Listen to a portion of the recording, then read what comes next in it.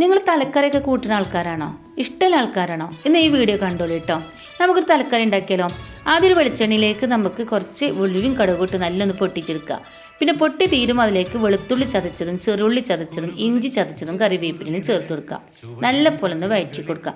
നല്ലോണം ഒന്ന് വഴറ്റി കൊടുത്ത് നല്ലൊന്ന് മൂത്ത് വരുന്ന സമയത്ത് അതിലേക്ക് ആവശ്യത്തിനുള്ള മുളകും പൊടി, എരിവിന് ആവശ്യമുള്ള മുളകും പൊടി, 1/2 ടീസ്പൂണോളം മല്ലിപ്പൊടി, ഒരു 1/4 ടീസ്പൂണോളം മഞ്ഞൾപ്പൊടി അത് അതിലേക്ക് ഒന്ന് ചേർത്ത് കൊടുക്കാം.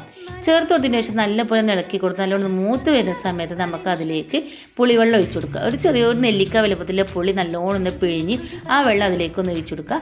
ആവശ്യത്തിനില്ല ഒരു വെള്ളം കൂടി കുറച്ചും കൂടി ഒന്ന് ഒഴിച്ചു കൊടുക്കുക. എന്നിട്ട് നമുക്ക് അതിലേക്ക് ഉപ്പ് ചേർത്ത് കൊടുക്കണം. പാകത്തിനുള്ള ഉപ്പും കൂടി ഒന്ന് ചേർത്ത് കൊടുത്തതിന് ശേഷം നല്ലപോലെ ഒന്ന് ഇളക്കി കൊടുക്കുക.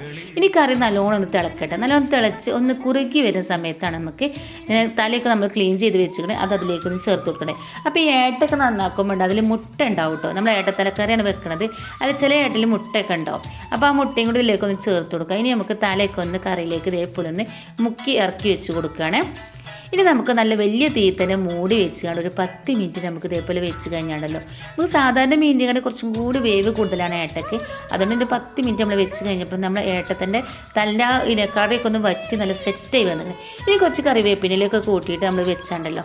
ഇനി കപ്പൻ്റെ കൂടെയാണെങ്കിലോ ചക്കൻ്റെ കൂടെയാണെങ്കിലോ എന്തിൻ്റെ കൂടെ കൂട്ടി കഴിക്കാനാണെങ്കിൽ കിഡിലെ ടേസ്റ്റാണ്. അപ്പോൾ ഏത് തലയാണെങ്കിലും ഇതുപോലെ വെച്ച് നോക്കട്ടോ. അപ്പോൾ നിങ്ങളൊന്ന് വെച്ച് നോക്കി. എന്നിട്ട് ഇഷ്ടപ്പെട്ടാലൊന്ന് ലൈക്ക് ചെയ്യാൻ ഷെയർ ചെയ്യാനും മറക്കണ്ട. അതുപോലെ തന്നെ ഇന്നൊന്ന് സപ്പോർട്ട് ചെയ്ത് സബ്സ്ക്രൈബ് ചെയ്യാനും മറക്കല്ലിട്ടോ.